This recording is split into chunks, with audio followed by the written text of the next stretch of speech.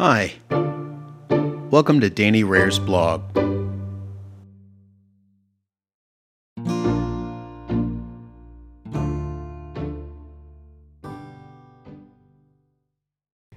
Definition of work changes. Definitions evolve. It's not always because things change, it's how we think that changes, through development, new ideas, innovation, and socio-cultural norms. Troubling in some cases whether they're fact-based or not. With that, sorry flat earthers, but Earth is round. Then again, flat earther is incredulously a defined term. It's a person who believes that the planet Earth is flat. I drank milk as a kid. Milk was milk.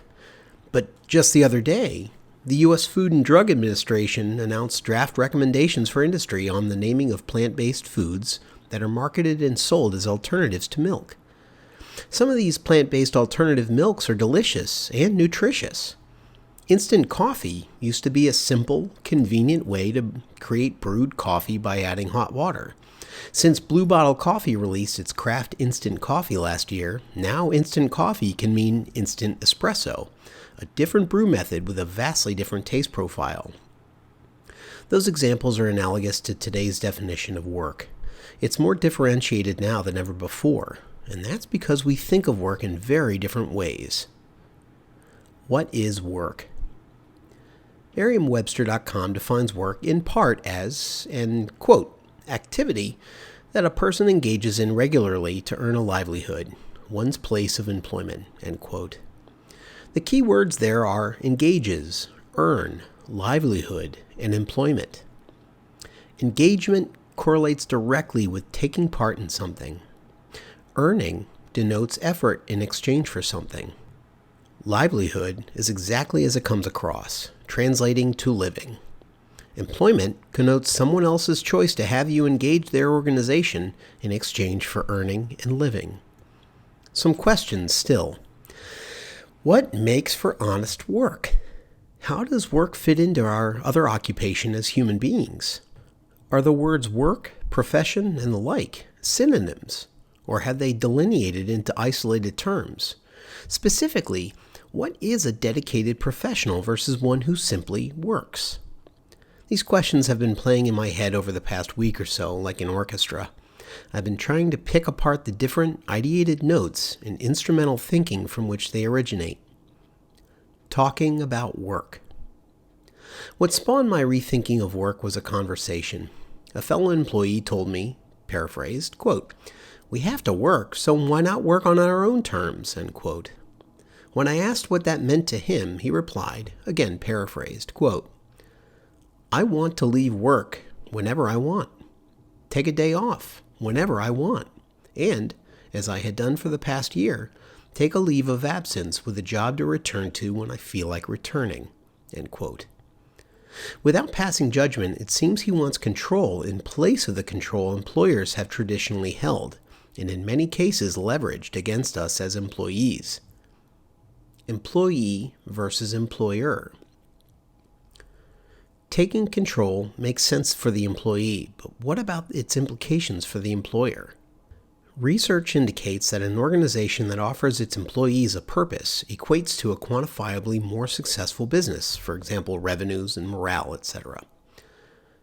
That purpose has everything to do with why the organization exists. We as employees relate and thereby engage the employment in such a way that makes earning and livelihood more closely tied. This is one of the fundamental alignment lessons in the study of business strategy and organizational behavior. The above-referenced coworker has inverted the notion of business fundamentalism. It's creative, to say the least, that from a business with an impassioned property of purpose could come this idea of relegating its existence as secondary. Furthermore, the organization would then precipitate the construct of an employee-first focus followed by whatever it is that the business intends to do. In other words, purpose. Is the elemental design of the employer neither its purpose, mission, vision, nor values, but instead the wants of its employees? Again, how does this make sense for the employer? Is there a safe compromise? According to Fisher and Urey's book on negotiating, Getting to Yes, quote, The method of principled negotiation developed at the Harvard Negotiation Project is to decide issues on their merits rather than through a haggling process focused on what each side says it will and won't do." End quote.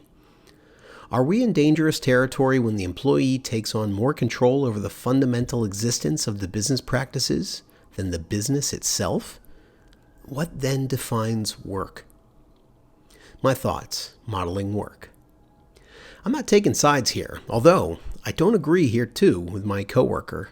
So far, his is a completely different perspective than my own. So how could I not be intrigued? I can't wait to learn more from him. Maybe I could do with a new definition. That, for a strategist, is really exciting. Models allow us to comprehend what's around us. A word for this is worldview. Its parameters are the virtual boundaries of experience, knowledge, and, with them, expectation that eventually form some understanding of our own. My values happen to be integrity, humility, people, conscientiousness, and quality. Judgment aside, my model doesn't make sense of how a company can succeed by giving its people heightened status to decide when the purpose does and doesn't work for them, to, then, the extent of deciding when to participate or engage, as Merriam-Webster states. What is the definition of work at that point? How do we determine the extent to which we are professionals versus hobbyists? Will business be about competing or simply existing for drive-through participants? How will markets adjust to businesses with intemperate workforce strategies? You know what? I'm fascinated to learn more. Open-mindedness to definitional change is the essence of the act of defining. I'm after clarity here. Does the prospect of work have a new norm? The advantages to the employee are clear. What about the disadvantages? For example, how will employees like this coworker find their next opportunities, sustain their careers, and dare to keep working when it is, seemingly at best, a secondary priority and at worst, an afterthought? If the working world moves more toward this model of employee freedom, then how will anyone succeed? What will success be defined as? Something new? Something less? Something somehow more? Is this not a capitalism versus socialism type of quandary? What then, I asked earlier, is a dedicated professional versus one who simply works?